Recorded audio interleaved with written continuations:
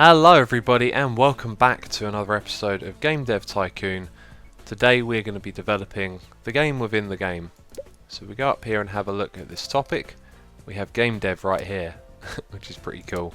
So we're going to make a simulation game, which is what this game is right here.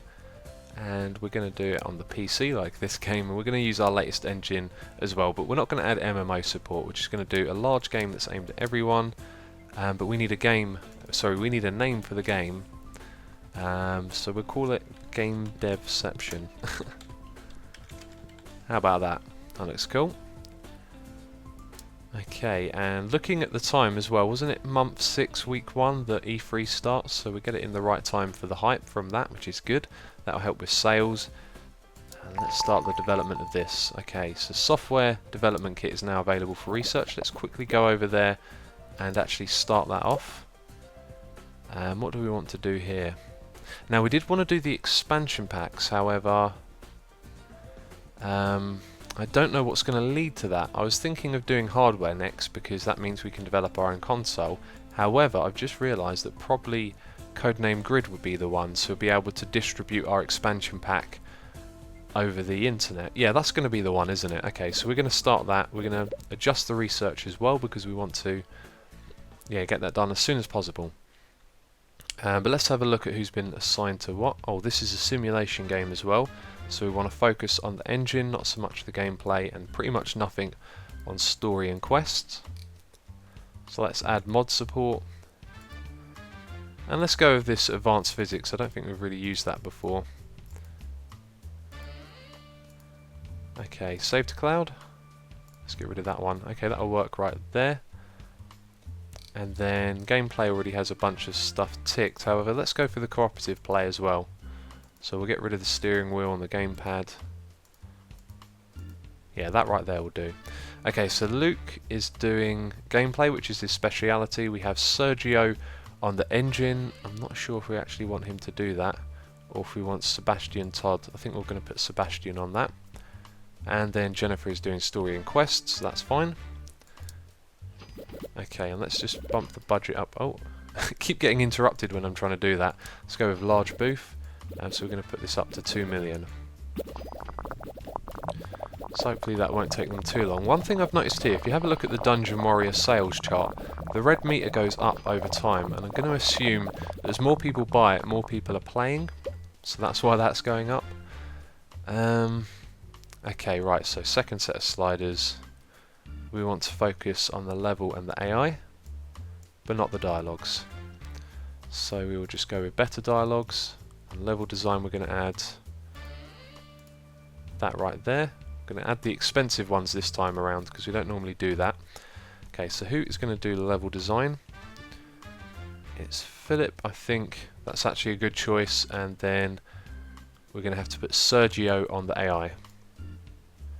That should work. Paul Reed's doing that. We'll actually put Jennifer on that since she's already done something. We'll save Paul Reed for another project. And that looks good.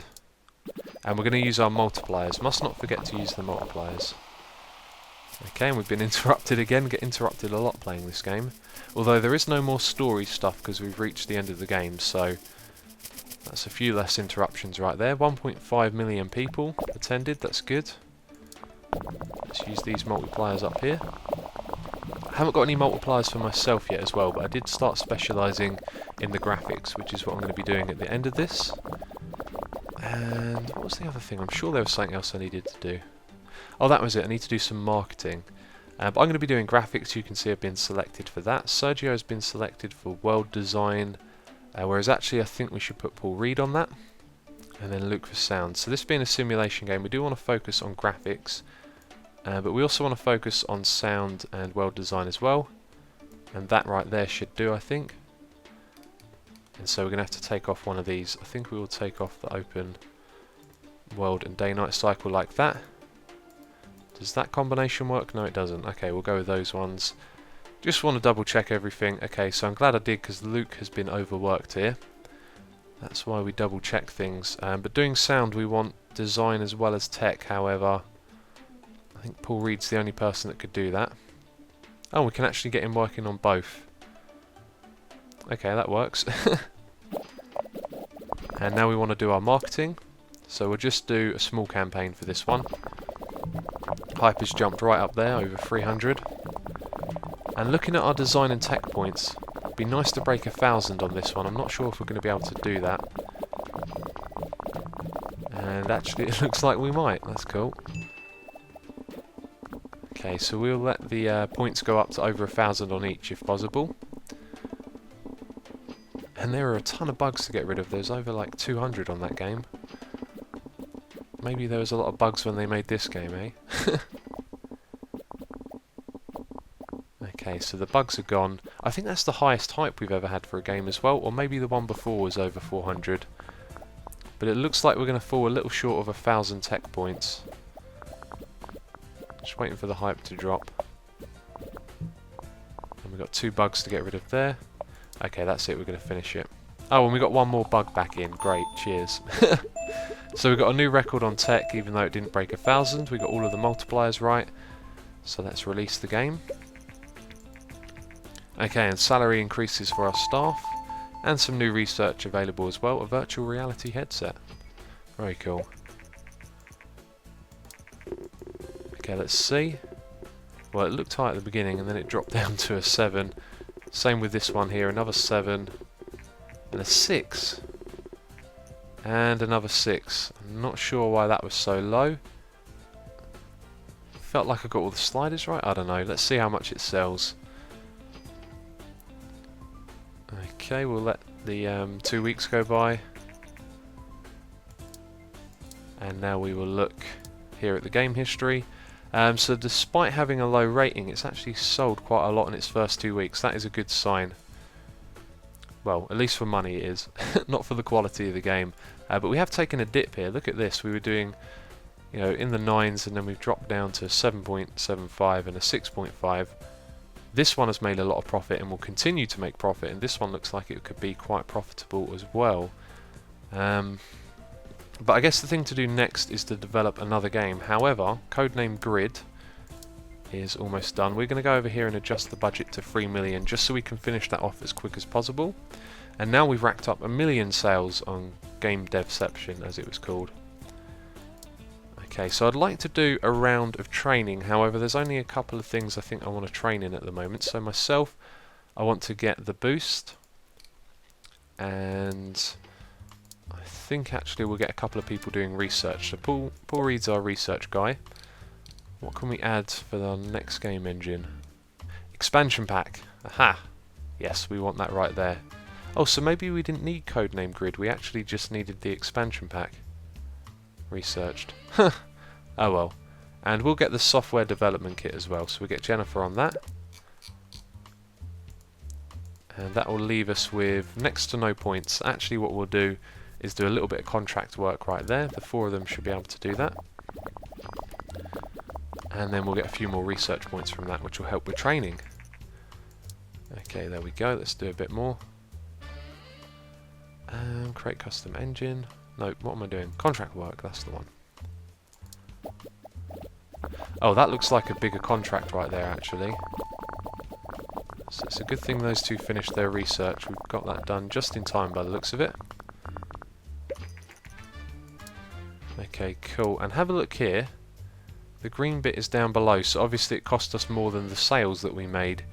So I don't know when we're supposed to take this off the market, and when we take it off the market, if it means that we stop running it as well.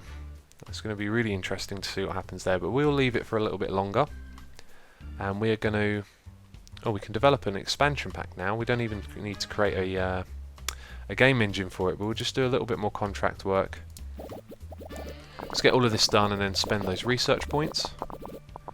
And look at that, it takes no time at all to do these.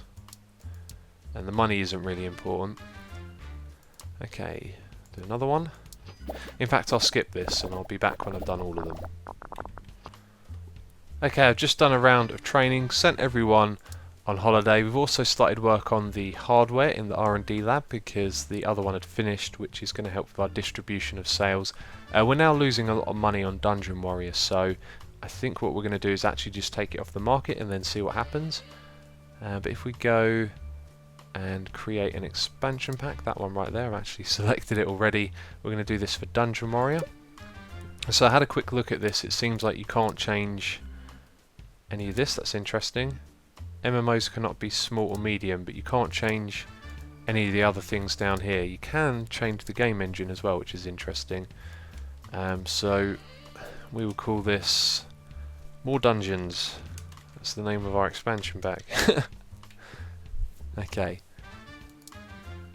Right, so we're going to start the development right there. I have no idea what to expect with this. I'm going to develop it as if it were a regular game though.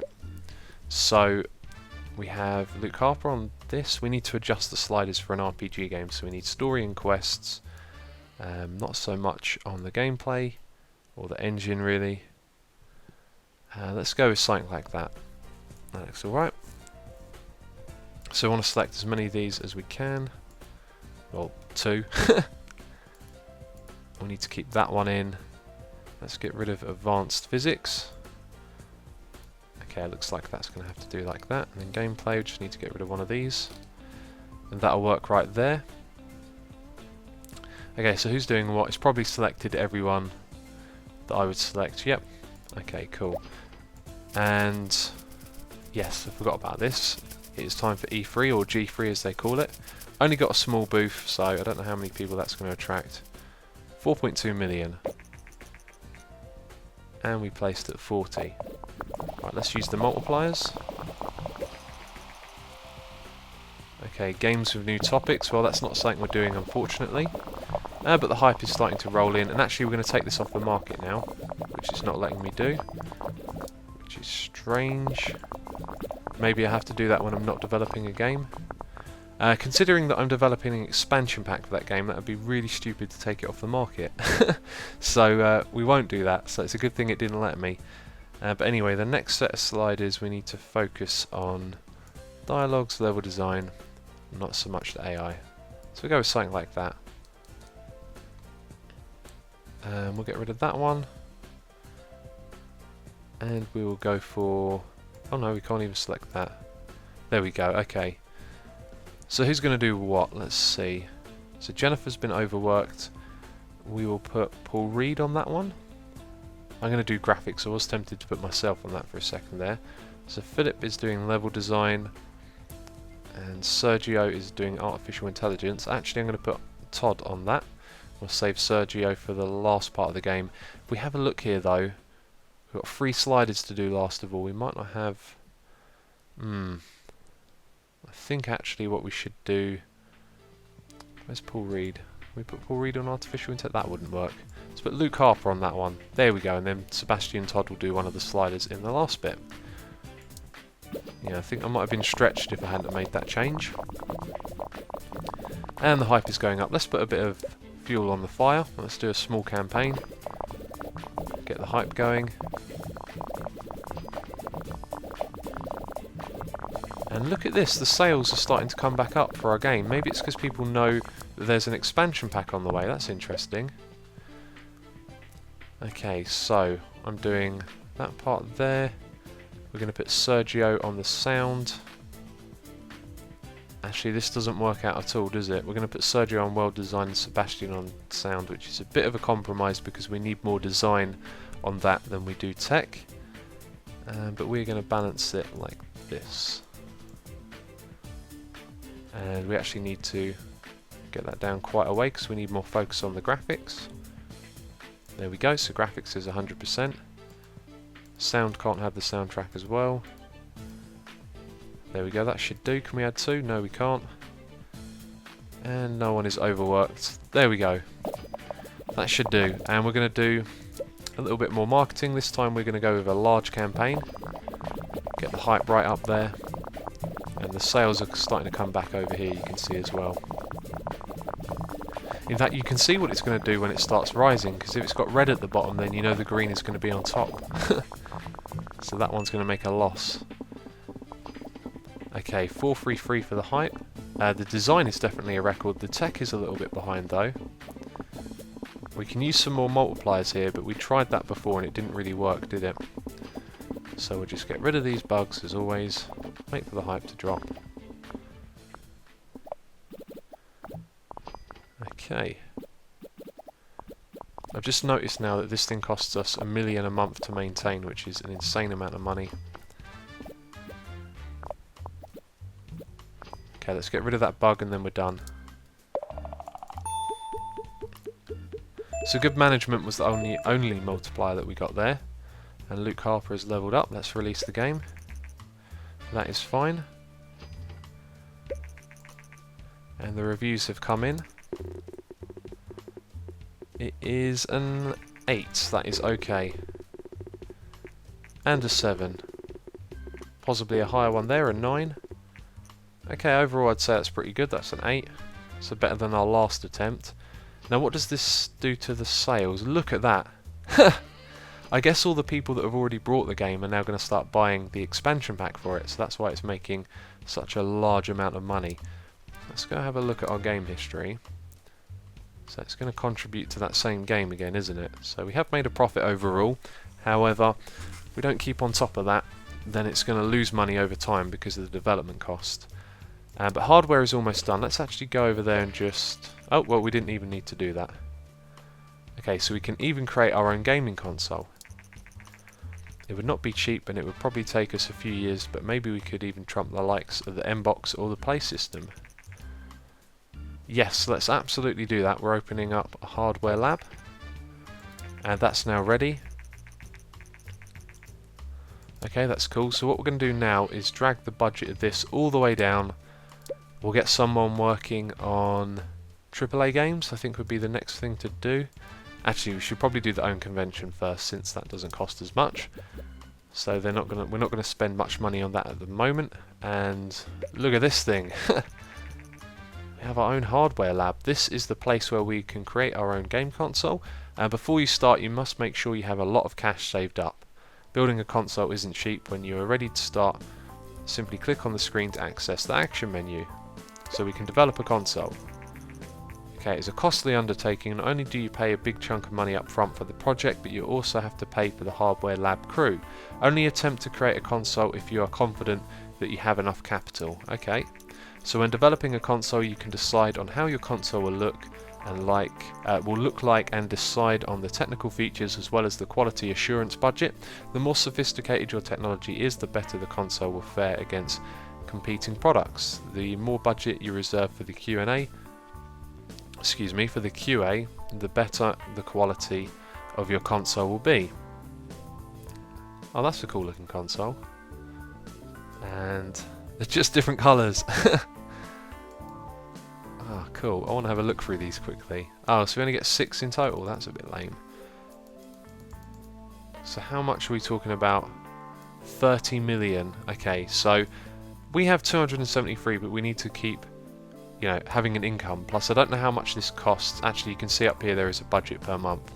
So I'm going to say that we're probably not ready to do this, because I'd like to drag this all the way up to the top, since developing a console will probably bring us tons of money. Want to make the best one we can. So I think we should develop one more game and then come back to this place. Okay, so we need more money. Well, we probably don't, but I don't know. I want to play it safe. I want to develop one more good game. And we're making a lot of money off the Dungeon Warrior as well, so maybe if we can boost ourselves over 300 million, then we'll be ready to start work on the console, but we'll have to develop games alongside it as well. But what I'm actually going to do right now is find some contract work. I want to get my research points back up, I want to train up all of my team, and then develop another game. And I'm going to do all of that off camera. And I'm going to come back in the next episode and we're going to work on the console. So you've seen me do the games loads and loads of times. I'll do the next one off camera, and then when we come back we'll be working on the console. So I will see you in the next episode. So as always, thank you very much for watching, and I will catch you in the next... I've just said that twice, haven't I? Oh, I don't know. It's been a long day.